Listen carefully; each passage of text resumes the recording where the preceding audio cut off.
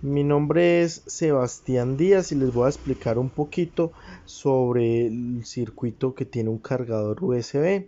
Entonces aquí les muestro cómo es el circuito como tal y les voy a identificar cada una de las partes ya en el esquemático, en el sistema esquemático. Les voy a hablar un poco más sobre cada una de las partes y sobre en sí cómo es que funciona este dispositivo.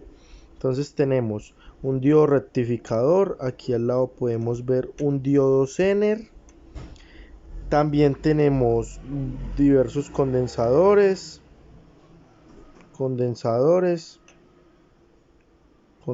tipo lenteja, otro condensador tipo lenteja o de paso, tenemos transistor tipo FET, también hay una resistencia debajo de él, podemos ver dos optoacopladores, algunas resistencias más y vemos un transistor y pues la entrada USB. Bueno, aquí tengo entonces ya mi circuito pues del cargador USB.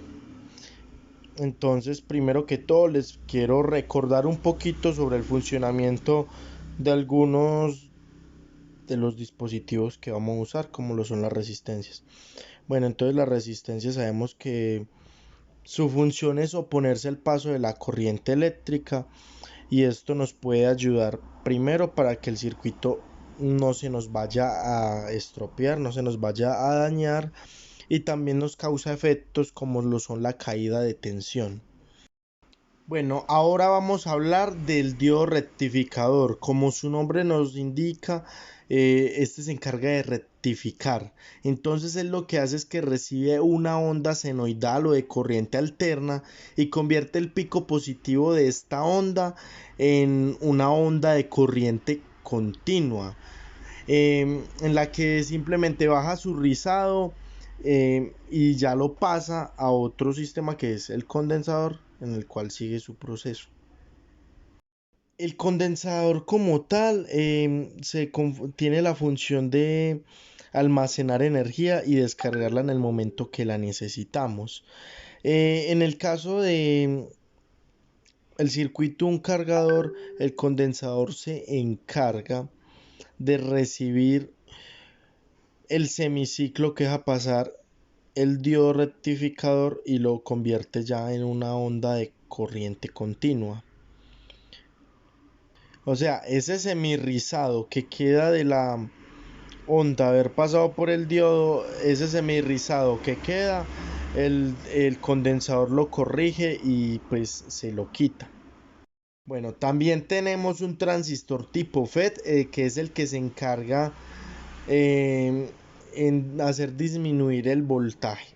Entonces él recibe un voltaje determinado y lo disminuye hasta un voltaje que también es determinado, el cual necesitamos dependiendo del caso.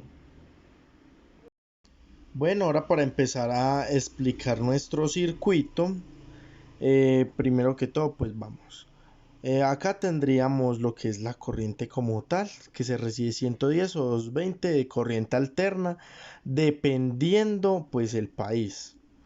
Entonces esta corriente la recibimos acá con nuestro transformador, y este transformador lo que se encarga es de esa corriente tan grande que recibe, convertirla en este caso en una de 9 voltios, también de corriente alterna. Esta corriente se nos va para esta parte de acá, la cual es... Bueno, entonces acá en esta parte ya llegamos a lo que son los diodos. Estos diodos en Puente Bridge se recomienda que sean mínimo entre 2 y 3 amperios que puedan soportar, ya que acá reciben pues toda la corriente y se encargan de rectificar esa onda. Entonces esa onda que reciben, que es tipo senoidal, que es de este tipo, reciben este tipo de onda y la convierten en este tipo de onda. ¿Cómo hacen eso? Reciben y rectifican el voltaje pico a pico de ellos y convierten eso pues en este tipo de rizado. Ya llegar a este rizado de acá, entra al condensador C1, que es de 1000 microfaradios, y entonces en este condensador Entonces mi rizado entra a C1, que es un condensador electrolítico de 1000 microfaradios, y entonces acá ya me corrige este rizado convirtiéndomelo en una onda así de corriente continua. ¿Cómo hace eso? Pues la tensión promedio, el condensador me la ayuda a mantenérmela, ya que el voltaje pico a pico ser el mayor, esta parte de acá no me permite que baje, porque cuando baje el condensador vuelve y carga y se mantiene constante.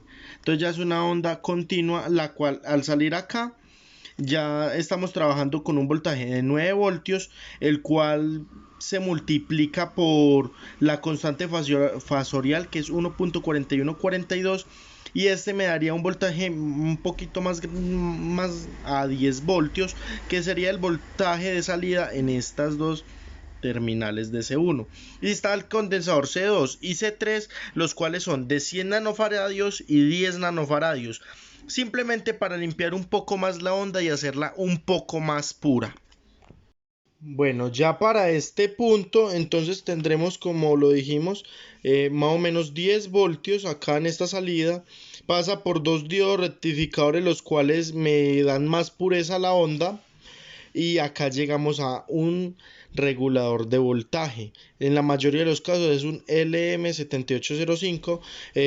Investigué eso ya que esta referencia nos dice que es un transistor en el cual el 0,5, que es el valor final, nos está diciendo que este regula voltajes y los convierte a 5 voltios. Normalmente los puede recibir desde los 7 voltios hasta los 20 voltios máximo y los regula a 5 voltios. Eso pues en la teoría, pero en la vida real es entre 4.7 voltios y 4.99 de pureza que recibe del voltaje como tal. Además de esto tiene un disipador de calor, que es una lámina metálica, como lo vimos en el principio del video, en la cual nos ayuda a que no se nos sobrecaliente mucho lo que es todo el circuito como tal. Debemos recalcar que este circuito como tal trabaja con 1 amperio, no 1 amperio. Sería lo máximo que trabaja de corriente, que es lo que se busca entregar al dispositivo electrónico, en este caso un celular, para cargarlo. Aunque la mayoría de los celulares o muchos de los que vienen son de más o menos 900 o 800 miliamperios. Entonces ves que estamos trabajando con una corriente máxima prácticamente. Entonces siempre se recomienda trabajar con un buen voltaje y con cargadores que me puedan soportar máximo 1.5 amperios para que el dispositivo tampoco se me recaliente mucho. Ya simplemente de acá pasa por unas resistencias, y ya llegamos al puerto USB donde se va la energía hacia mi celular en este caso. Muchas gracias.